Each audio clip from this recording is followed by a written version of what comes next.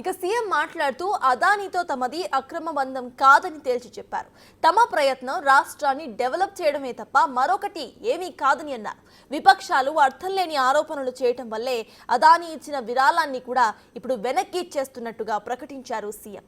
అంతేకాదు గతంలో అదానీతో చేసుకున్న ఒప్పందాలను వివరించారు సీఎం రేవంత్.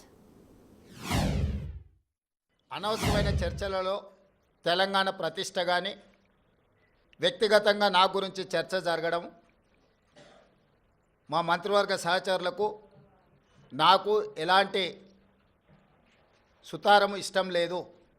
అందుకే స్పష్టంగా నిన్ననే రాష్ట్ర ప్రభుత్వం తరఫున అదానీ గ్రూప్ ఆఫ్ కంపెనీస్కి మా అధికారి జయేష్ రంజన్ ద్వారా లేఖ రాయడం జరిగింది. జరుగుతున్న వివాదాలు, ఆరోపణలు, రకరకాల పరిస్థితుల వల్ల తెలంగాణ రాష్ట్ర ప్రభుత్వం మీరు ముందుకు వచ్చి ఉదారంగా తెలంగాణ యంగ్ ఇండియా స్కిల్స్ యూనివర్సిటీకి ఇస్తాన్న 100 కోట్ల రూపాయలను తెలంగాణ రాష్ట్ర ప్రభుత్వము స్వీకరించడానికి సిద్ధంగా లేదు.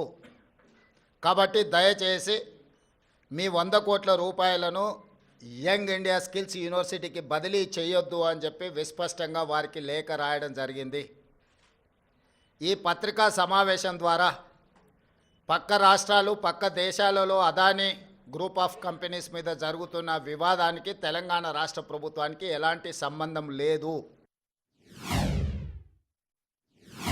ప్రతిసారి ఢిల్లీకి ముఖ్యమంత్రి కానీ మంత్రులు కానీ పర్యటనకి వెళ్ళాలనుకున్నప్పుడల్లా మీడియా మిత్రులు, మంత్రివర్గ సమావేశం, అధిష్టానంతో చర్చలు అయిపోయింది. మంత్రివర్గం శాఖలు బంద్ చేయడం, శాఖలలో కూడా మళ్ళీ ఎవరికి ఏది ఇవ్వాలనో అన్నిటినీ మీరే నిర్ణయిస్తున్నారు.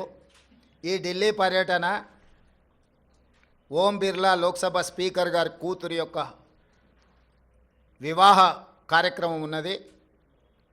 గతంలో నేను, ఉత్తమ్ కుమార్ రెడ్డి గారు, కోమటిరెడ్డి వెంకటరెడ్డి గారు పార్లమెంట్లో సభ్యులుగా మేము ఉన్నాం. వారితో మాకు వ్యక్తిగతంగా పరిచయం ఉన్నది. వారు ప్రత్యేకంగా ఆహ్వానించారు కాబట్టి ఓం బిర్లా కూతురు వివాహానికి హాజరు కావాలి అని చెప్పి నేను, ఉత్తమ్ కుమార్ రెడ్డి గారు ఢిల్లీకి వెళ్తున్నాము.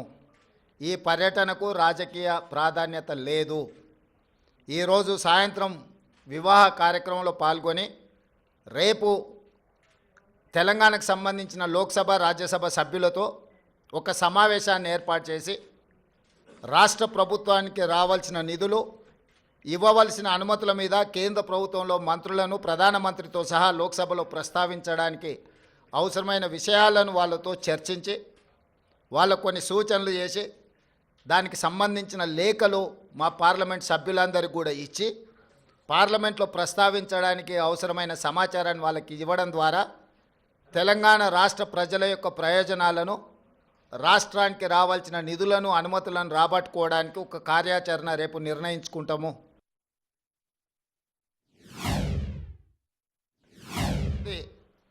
హరాజ్ పాట పాడినట్టు 26సారి, 27సారి, 28సారి అని ఇట్లా హరాజ్ పాటలు పాడుతారు. వాళ్ళలాగా పైరవీల కోసమో, కాళ్ళు పట్టుకోవడానికో, కేసులను ఎత్తేయించుకోవడానికో, మోడీ ముందు మొక్కలిల్లడానికో ఢిల్లీకి వెళ్ళడం లేదు. కేంద్ర ప్రభుత్వాన్ని అవసరమైతే నిలదీసైనా రాష్ట్ర ప్రభుత్వానికి రావాల్సిన నిధులు, అనుమతులను తెచ్చుకోవడానికే మేము ఢిల్లీ పర్యటన చేస్తున్నాము. ఎవరి కాల్లో పట్టుకోవడానికో, కేసుల నుంచి తప్పించుకోవడానికో, గవర్నర్ నుంచి అనుమతి ఇవ్వకుండా ఆపుకోవడానికో మా ప్రయత్నం కాదు. సంస్థలకు కోర్టు కూడా వెళ్ళే అవకాశం ఉంటుంది. ఈ రాష్ట్రంలో కాంట్రాక్టులు ఇచ్చింది, భూములు కేటాయించింది, అదానీ ఫ్లైట్లో ఆడంబరంగా ప్రయాణాలు చేసింది వాళ్ళు. కాబట్టి ఈరోజు రాష్ట్ర ప్రభుత్వం, రాహుల్ గాంధీ గారు చెప్పిన విషయాన్ని నేను ముందే ప్రస్తావించిన, రాష్ట్రంలో పెట్టుబడులు పెట్టడానికి ఇతరులకున్న అవకాశము అందరికీ ఉంటుంది. పెట్టుబడుల విషయంలో ఎవరికి మినహాయింపులో లేకపోతే ఎవరికో అప్పనంగా ఆయాచితంగా కట్టబెట్టే విధానము ఉండదు. ఒక పక్కన రాష్ట్రానికి పెట్టుబడులు రావడం లేదని మాట్లాడతారు, ఇంకొక పక్కన పెట్టుబడులు వస్తే వాటిని రద్దు అంటున్నారు. అసలు మీ విధానం ఏందో ముందు బయటికి రాండి. గతంలో మీరు ఇచ్చిన నేషనల్ హైవేస్ కావచ్చు, లేకపోతే డేటా సెంటర్లు కావచ్చు, ఇతర ఆర్మీ రిలేటెడ్ సంస్థలు ప్రారంభించడానికి మీరు కేటాయించిన భూముల మీద మీ మీద ఏమైనా కేసులు పెట్టాలా? అదానితో మీరు చేసుకున్న ఒప్పందాలను రద్దు చేయాల్సి వస్తే మీరు చేసుకున్న వాటిని మీ మీద కేసులు కూడా పెట్టాల్సి వస్తుంది.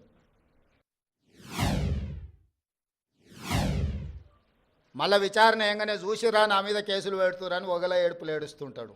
పెట్టూరి జైలు పోతానే ఆయన్నే అంటాడు.